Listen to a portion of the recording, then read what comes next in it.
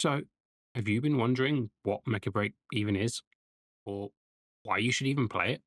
Well, according to the responses on a recent tweet of mine, seemed that quite a lot of people have been wondering just that. So, I figured we might as well answer those two questions. But first, let me ask you one. Who here likes giant robots? Put your hands up. Okay, that's far too many of you to actually count, but it's a great start. So, let's go for it, shall we? In short, Mecha BREAK is a PvP game where you get to pilot a bunch of different mechs. These mechs, known as strikers, are legitimately awesome, like truly awesome. And when I say truly awesome, I mean it, because for those who don't know, the strikers were actually designed by the mech designers for Xenogears and Gundam 00, so you know they're great. Mecha BREAK itself has three game modes. You have your 6v6 matches, your 3v3 matches, and the PvPvE extraction mode called Mashmak. The 6v6 matches have a few different kind of match types. You have payload, you have a checkpoint capture, capture the flag, deathmatch, all of the things you would kind of normally expect, I guess, from a PvP game. On the other hand, the 3v3 mode is basically just a pure deathmatch mode. And then the extraction mode Mashmak allows you and two of your friends to basically team up, explore a absolutely ginormous map, take on really cool boss fights, collect a whole bunch of loots, and then try and fight your way out to the extraction points against other players who are trying to do the same. And before you panic, I know the idea of PvP can sometimes be scary, especially in terms of gameplay like an extraction mode. However, to alleviate that concern, Mashmak actually has difficulty levels. You have easy, hard, and what was in previous dev streams referred to as extreme. And basically, as your mech gets stronger, you get more loot and you grow and improve your battle rating, you lose access to the lower difficulty levels.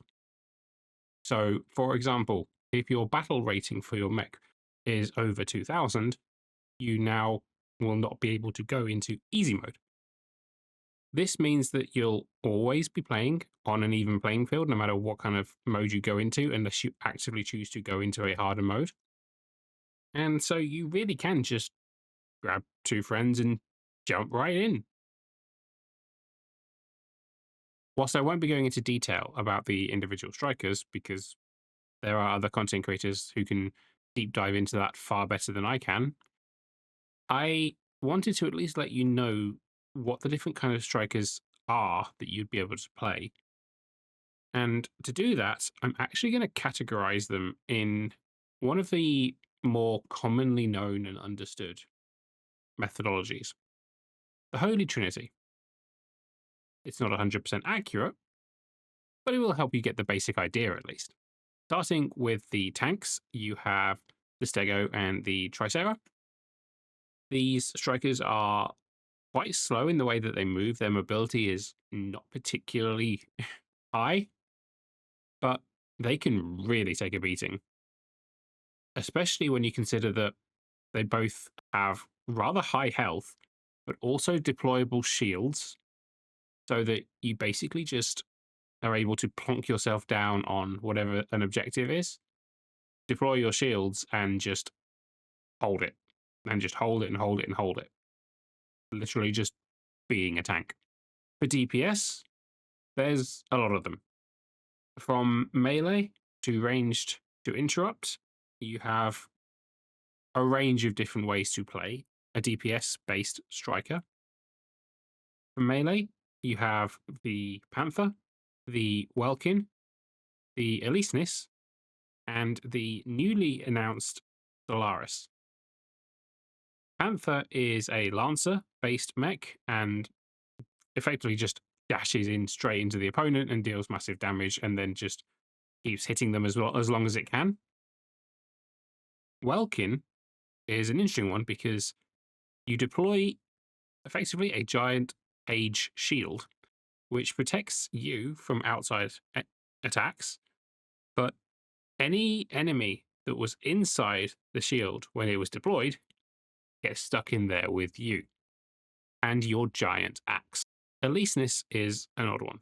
It plays like any melee mech you would expect. You have your sword, you have a kind of support gun, and you go in there and you attack.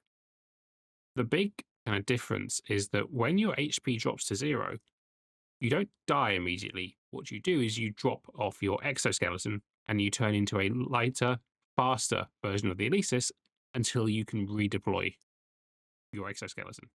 So you effectively have to die twice. It's Sekiro as a mech.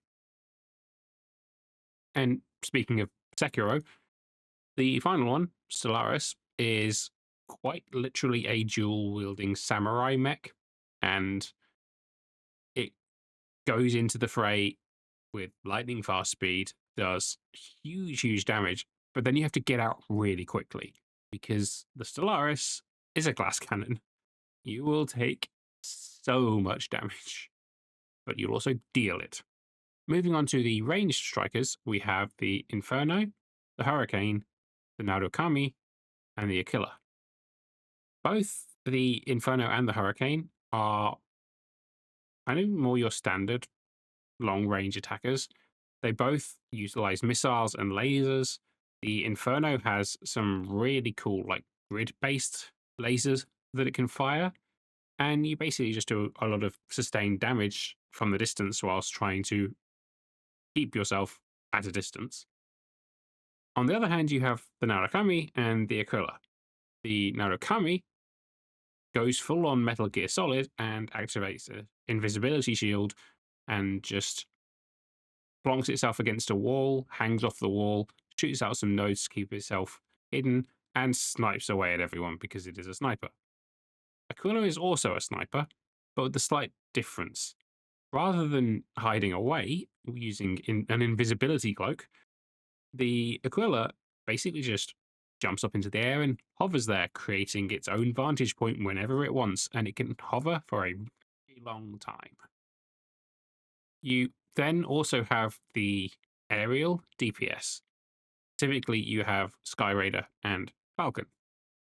Both Skyraider and Falcon can transform into plane modes, but Falcon is the lighter and faster air-to-air based plane, whereas Skyraider is slower, but focuses very much on ground combat, or rather air-to-ground combat.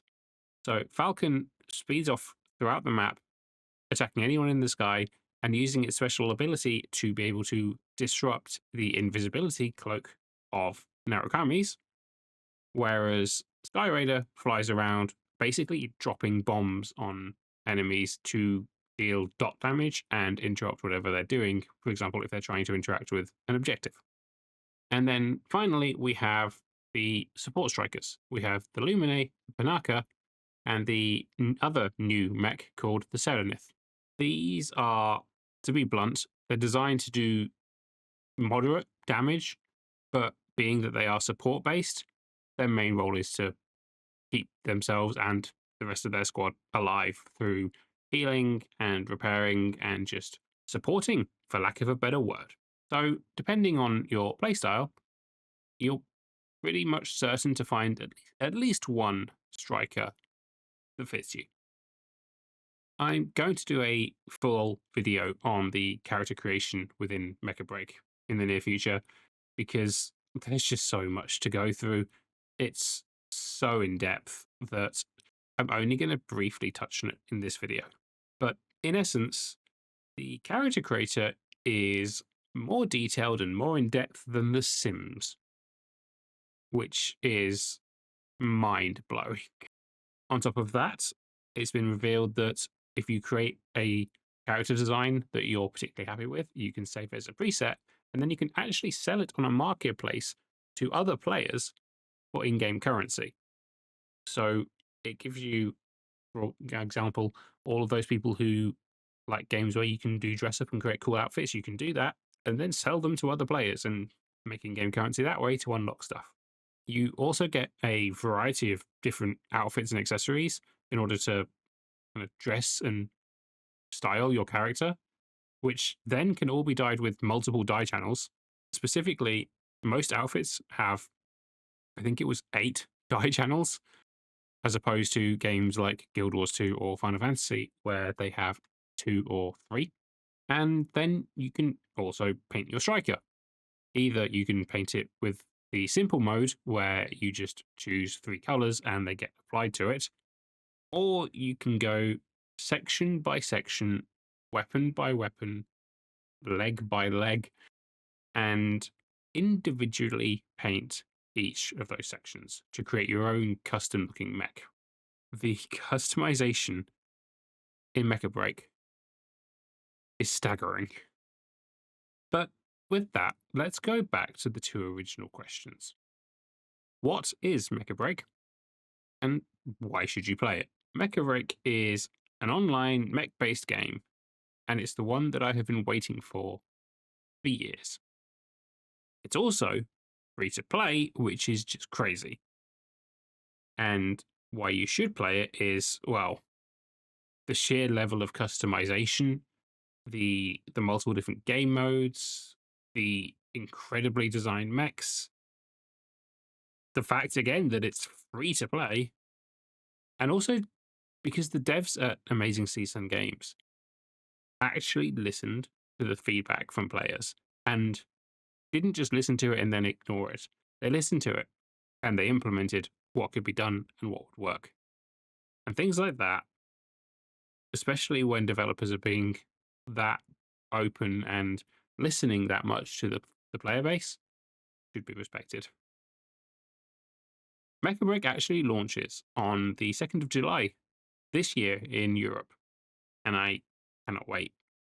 I will be streaming the game over on my Twitch for 5 to 8 hours, depending on different circumstances, specifically for the launch day, and then multiple times per week, every single week, over on my Twitch channel.